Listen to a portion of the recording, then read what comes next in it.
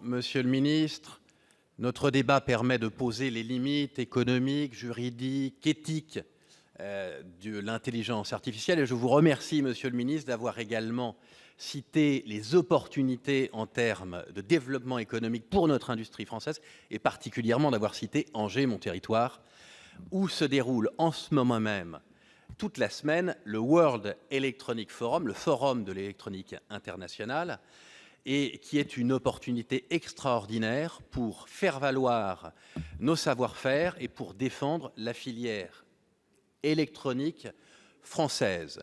Vont s'y réunir toute la semaine l'ensemble des décideurs du monde entier, de l'Inde, de la Chine, des États-Unis, pour débattre sur les grandes questions qui nous intéressent aujourd'hui: la vie digitale, l'industrie 4.0, l'écosystème numérique français. Vous y serez demain et après-demain, monsieur le ministre, et le Premier ministre y sera lui-même vendredi. Ça a été, vous l'avez dit, un combat de plusieurs années, de plusieurs décennies, et également une volonté politique forte de faire venir ces décideurs en Anjou, sur notre territoire, pour mettre en valeur nos savoir-faire. C'est aussi l'accompagnement, le développement des réseaux French Tech dans le monde entier, et nous devons continuer à développer ces nouvelles technologies à l'appui de notre filière industrielle d'excellence. C'est l'ambition du label French Tech, qui est développé en ce moment et qui est développé à travers les réseaux également que vous avez cités. Il faut reconnaître malheureusement que face aux géants américains et chinois, nous devons être plus offensifs aujourd'hui dans la protection de nos intérêts.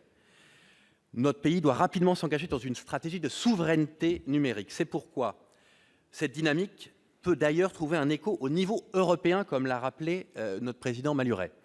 Ma question est donc simple: quelle est la volonté du gouvernement? Quels sont les moyens accordés par l'État à la défense de notre souveraineté numérique et au développement d'une filière industrielle française de l'intelligence artificielle?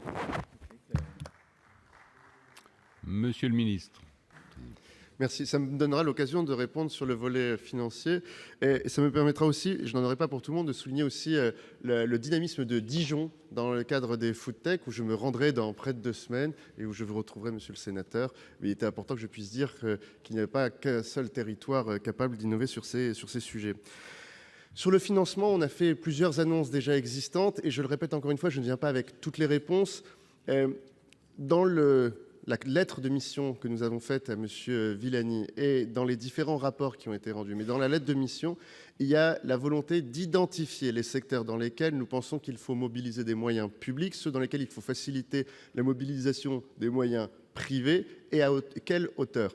On peut se comparer aux Chinois, on peut se comparer aux Américains, il faut aussi qu'on se compare à nos amis européens et qu'on voit ce que nous sommes capables de faire ensemble. Le premier, c'est le Fonds pour l'industrie et l'innovation, ces fameux 10 milliards d'euros que M. Le Maire a annoncé, que nous avons réussi à constituer par la valorisation de titres déjà détenus dans d'autres entreprises, que nous allons constituer en fonds et qui vont nous permettre de mobiliser plusieurs centaines de millions d'euros par an sur ces fameuses technologies de rupture.